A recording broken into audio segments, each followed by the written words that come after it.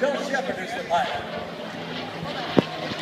Facing the Razorback, no clear canopy behind Bill Shepard.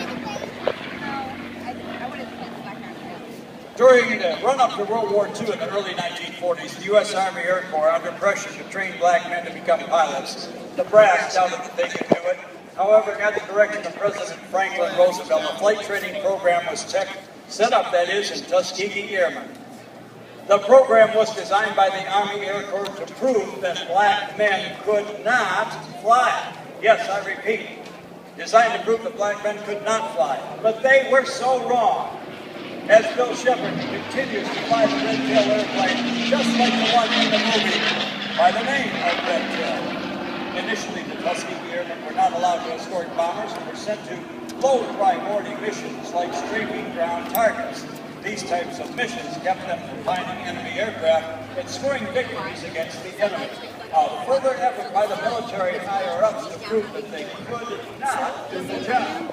However, when they were finally allowed this escort mission, the Mustang's agility and power let them succeed beyond anybody's expectations. Here, is that good? In addition to strafing, the airmen performed bombing missions carrying two 500-pound bombs. Diving from altitudes to avoid downfire, the Tuskegee Airmen destroyed over 8 motor transports, 10 radar installations, and 23 factories with those bombs and machine gun fire. The CAF Red Tail Squadron flies this Red Tail Mustang to create interest in the history of the Tuskegee Airmen. As you watch it perform, you too can see that it works. However, the squadron has another educational tool too.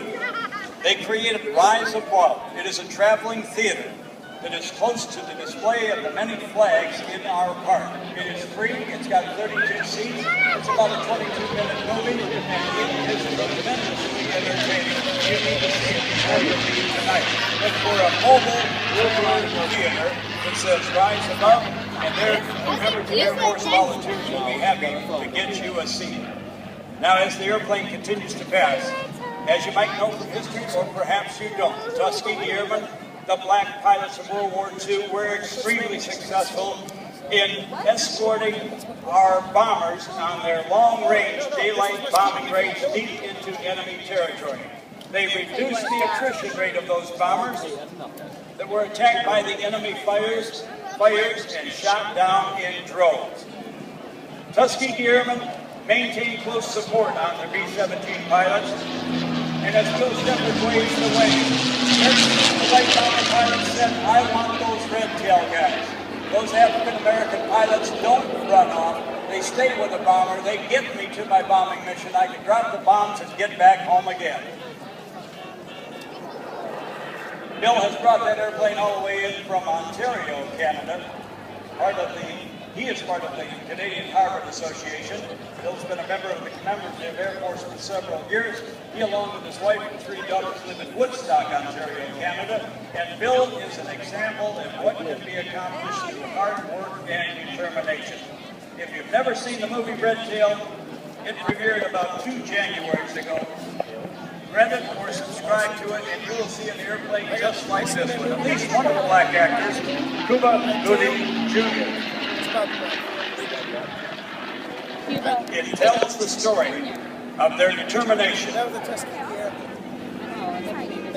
and what they believed in, the Tuskegee Airmen. They believed in aim high, believe in yourself, use your brain, never quit, be ready to go, and expect to win. Would you give the African-American fighter pilots of World War II, the Tuskegee Airmen, a big round of applause? They are still with us. They still come to a lot of air shows. And you know by the fact of the dates of World War II, they are either side of 90 years of age.